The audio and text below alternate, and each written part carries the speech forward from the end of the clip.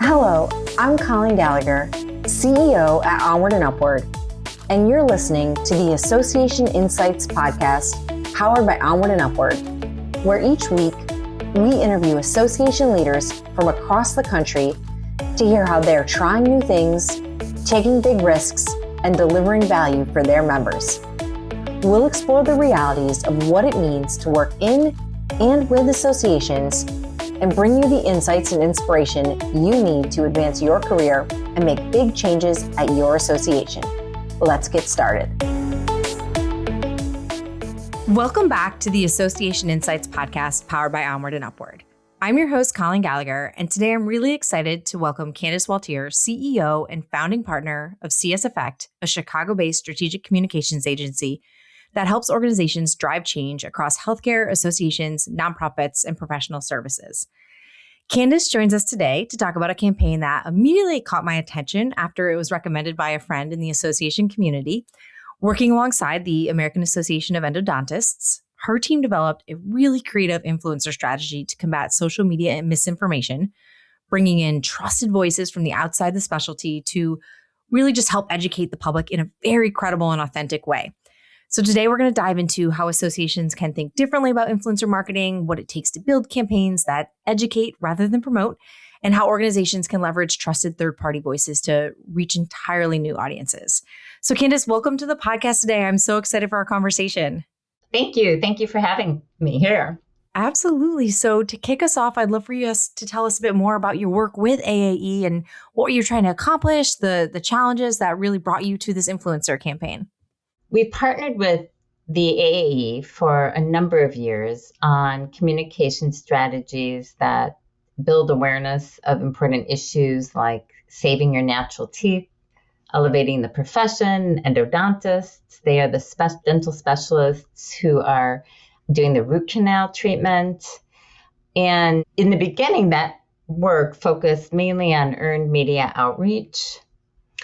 And then what drove us to adding the influencer marketing or content creator partnerships to the mix is that many of the AAE's members, the endodontists, were seeing a lot of misinformation about root canals spreading on social media. You would see content creators talking about root canals causing cancer.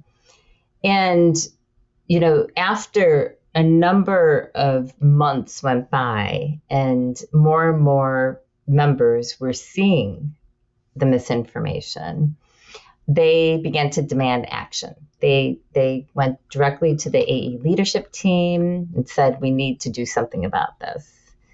And that's when they turned to us, and we were already partnering with them to look at developing a partnership with trusted influencers.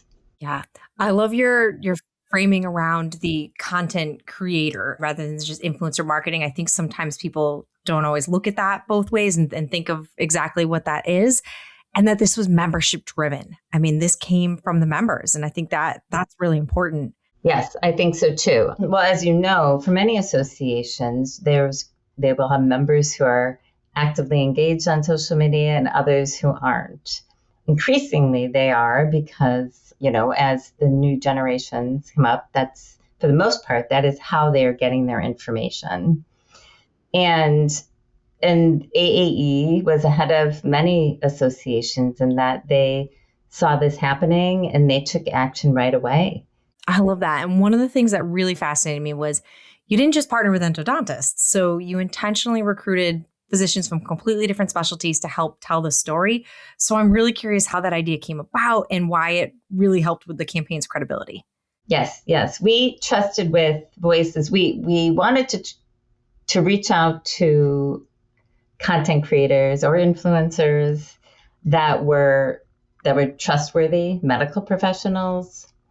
Physicians happen to be one of the most trusted professions.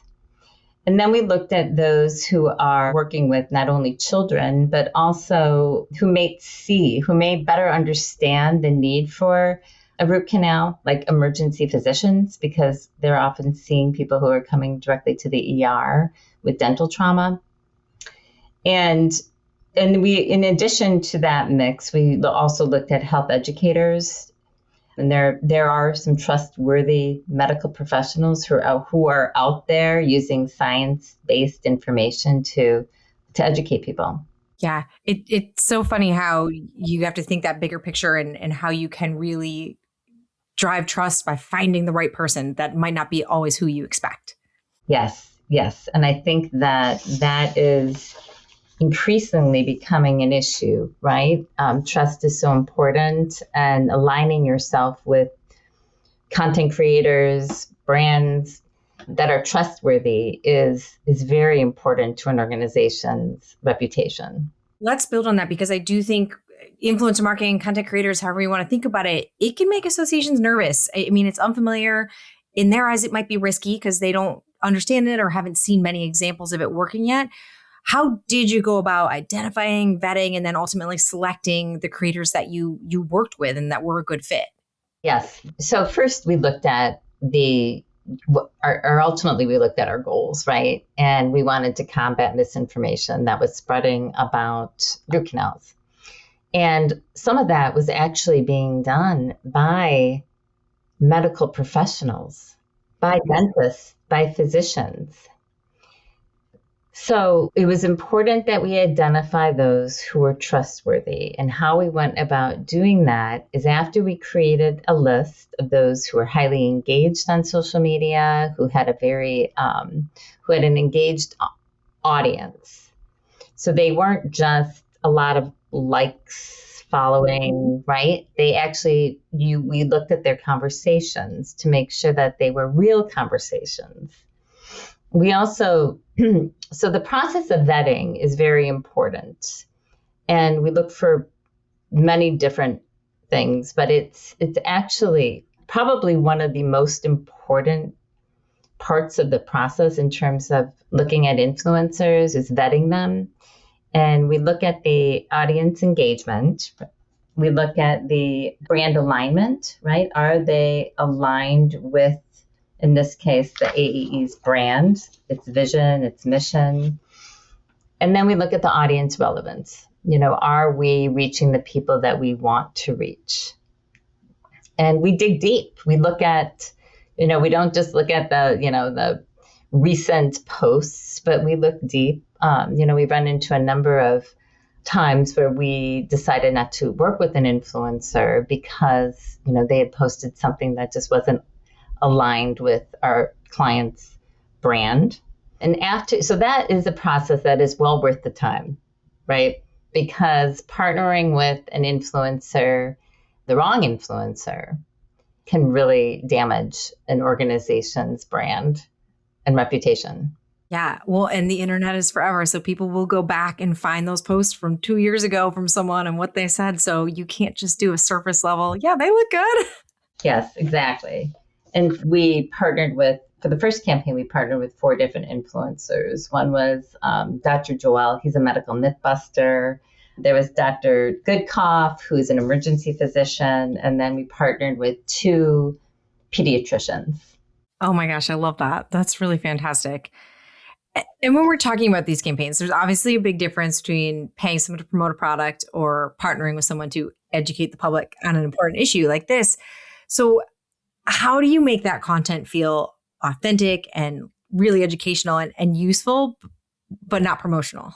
I think the most important factor is that the content creators using their own voice and their own style. So we aren't providing them with the exact script to use. We're providing them with guidelines and messaging, but they are ultimately developing and creating that content and putting it out there in their own voice. And of course, there are parameters, and we educate them about, the right, words we should avoid. We also review the content before it goes out. That's huge to let them use their own voice, because otherwise, you're right, it would just feel like this scripted thing where you have 4 people you're working with all saying the same thing. And wait, that's not real. Exactly. And they all have their unique personalities and their styles, and and that's why their audiences are engaging with them, right? So that's very important in terms of keeping it authentic and real. Yeah. What surprised you the most once the campaign launched? Well, for this campaign, the first campaign that we conducted for AAE, we weren't exactly sure what to expect. Like many strategies, we launched them not knowing exactly how they'll land. But for this one, I mean, it went far beyond reaching our expectations in all metrics. What we saw that not only did the campaign reach the audiences we need to reach, but we reached over 80% of the individuals were non-followers. So because of the way the algorithm works, they were people who weren't already following these influencers, which was a key factor in terms of how we deemed it's a success. We also saw true engagement. So it went far beyond likes to thousands of saves and shares. And saves and shares is an important measurement because, if someone is saving a post, right, they may not need a root canal at that moment, right? But they are saving it because they find it important enough that they can turn to it in the future. And sharing is the same, right? They found it valuable enough information that they would share it with someone in their community, their family. Yeah, that's huge. And it's amazing you're able to reach such a broad audience. And the saves and shares, I love that. I often joke, my husband and I, like having a 5-year-old, we like communicate through shared Instagram messages. So I'm a big fan of that. We also drove people to important resources, the AE's website and to its Find My Endodontist locator service. This is a service that connects people with an endodontist in their area. So it's not only important to the association, but it's very important to the members because it helps drive their businesses. That's huge. I mean, and what a return on value for this kind of campaign to be able to get people right to those resources. Exactly. So for our associations listening that have never worked with influencers or content creators before, how can they start? Like any communication strategy, they should start with the organization's goals, right? What are the goals? What are the audiences? Now, increasingly, there are ways to partner with and reasons to partner with influencers that go far beyond just combating misinformation that's spreading online.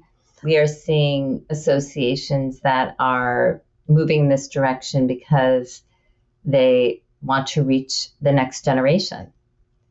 I mean, the data says it all. I mean, nearly 80% of millennials and Gen Z are getting their information on social media, and 1 in 5 from influencers. So the reasons are numerous, from again, addressing misinformation, reaching the next generation. Many associations we're seeing are educating people about their profession. So there are other reasons why associations are considering influencer marketing as part of their mix. Absolutely. And what's your take on the opportunity for associations to leverage these trusted outside voices? Can any association do this? Are there certain types of campaigns where it's more likely to make the most sense? What do you feel on this topic? I do think that any association can get involved because for a number of reasons. One, there's, partnering with influencers, depending on the goals of the campaign and the issue that you're addressing, right? There are content creators out there for nearly everything, whether it's reaching someone about a health issue, or again, addressing a association's goals of increasing membership, reaching that audience. So I do believe there's a place for them all. It may not may not be a priority strategy, but especially in the healthcare industry, I think that there are a lot of opportunities for associations because they There's so much information spreading online. I mean, we see a ton of misinformation and it spreads faster than ever across social media. So exactly. Is this going to be a core comm strategy, you think, going forward? I do believe it will be increasingly become a strategy that is as common as earned media, for example, social media, right? Right. I believe and it's new to associations right now, but we're seeing more and more asking about it. I think associations are in a very unique position because they are a group of community of experts who can address issues, especially during a time when trust is so important and there is so much misinformation out there, that associations can, by partnering with content creators, right, they can really address some of that misinformation. Right.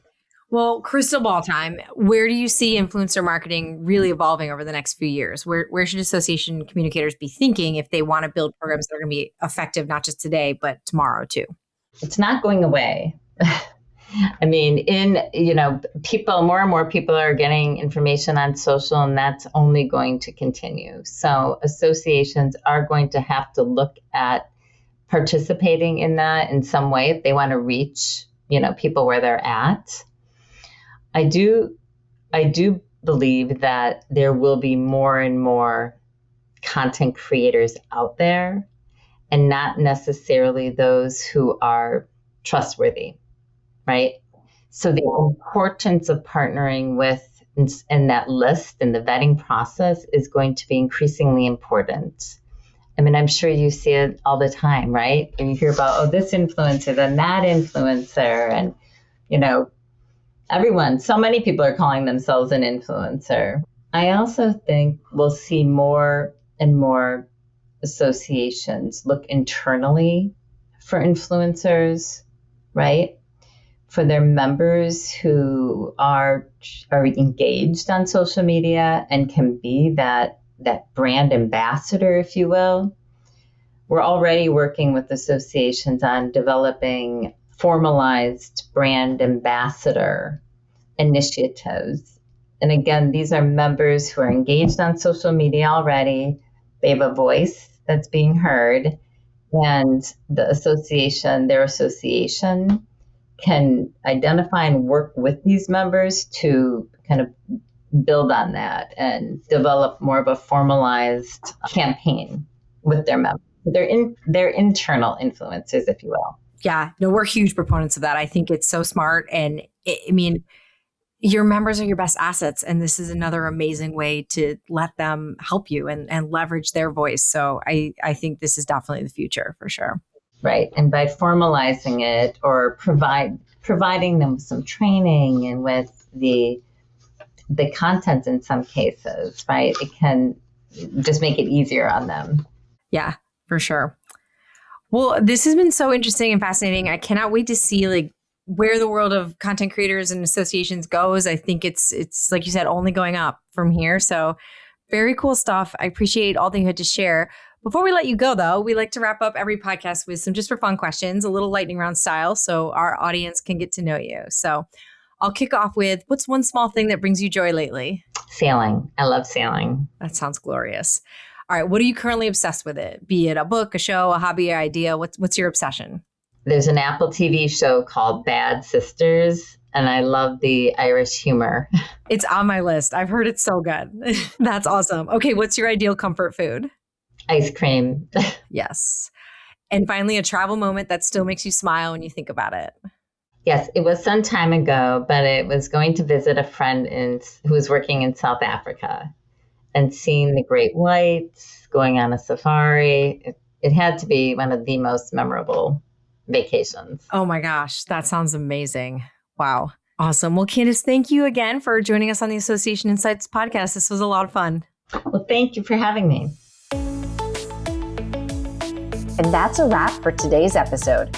The Association Insights podcast, powered by OnWrd UpWrd, is a production of OnWrd UpWrd Marketing and Communications, where our mission is to make associations and nonprofits the go-to source in their industries through earned media, and thought leadership. This podcast is an extension of our newsletter, a weekly collection of best practices, top trends, helpful ideas, and smart strategies delivered straight to your inbox. Have you undertaken a big change at your association? Or do you have some words of wisdom from the trenches of association life?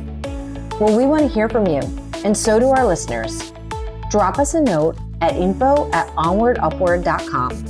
That's info@onwrd UpWrd.com.